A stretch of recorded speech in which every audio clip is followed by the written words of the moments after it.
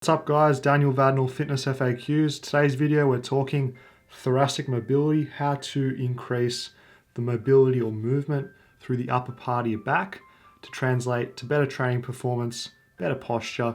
Too many benefits to list. Let's get into the video. Two really potent drills for improving thoracic mobility, and I got these from Tristan Kobayashi of Walk the Fire. I don't know if he invented these drills or if he came to these himself. It's just where I learned them personally, just giving some credit where credit's due. Now, if you're going to do these mobility drills, please don't do it if you've got any pre-existing shoulder, neck, or even excessive stiffness through your upper back, because there's more gentle ways of doing this.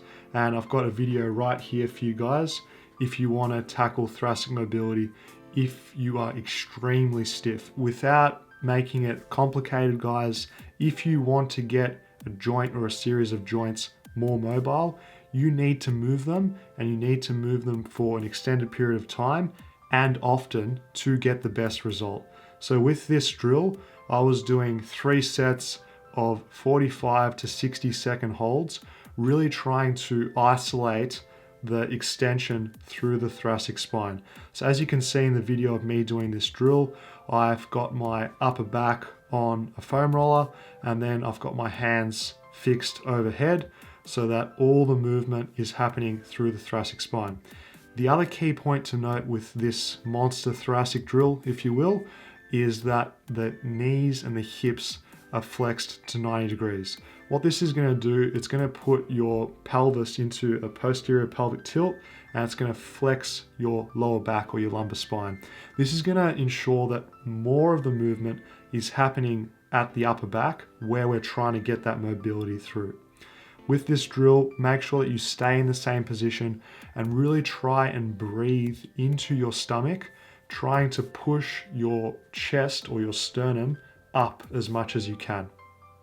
This drill kills a few birds with one stone, because not only are we opening up through the thoracic, we're getting some good shoulder flexion in a good position of the rib cage to encourage length through both the lats and even the triceps to some extent.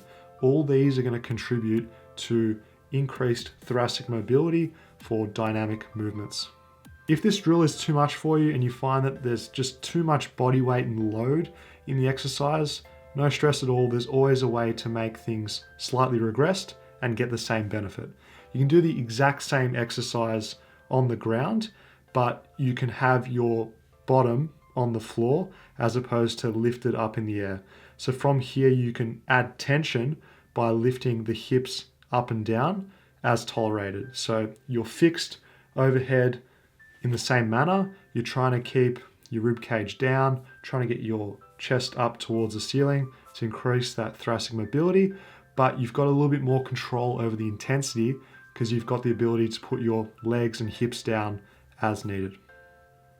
With this drill, because it's quite a static and even passive drill, because you're using your body weight to help mobilize the particular area that we're working, absolutely necessary. Once you've got some more extension through that area, you need to use that range of motion. So after you've done your static position of thoracic extension with these monster drills, I would then go and use that range of motion dynamically.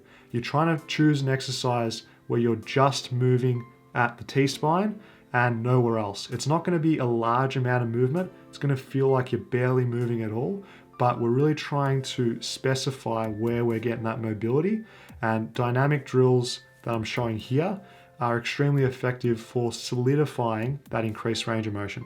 So the problem with just conventional, more static loaded stretches is that we're not moving in and out of the range. So an important part of stability is that we've got to get stronger in those new ranges of motion.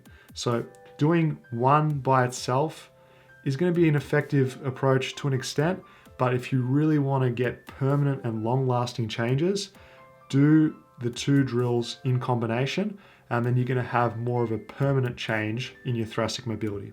Like I said earlier, especially if you're stiff, you really need repeat exposure to mobility to make it permanent. If you expect yourself to do this once per week and get lasting changes, I'm sorry, but you're fooling yourself because it's just not enough exposure to force the body to adapt. I'd be getting on this stuff 3 to 4 times per week, and I'd be consistent with trying to do it often with quality. Don't just go through the motions, be really connected to the process. Thanks guys for watching. Thumbs up the video to support my YouTube page. Comment below with any other thoracic mobility drills you find effective for increasing mobility of the T-spine. And I'll see you guys next week Friday for more videos on fitness FAQs. Bang.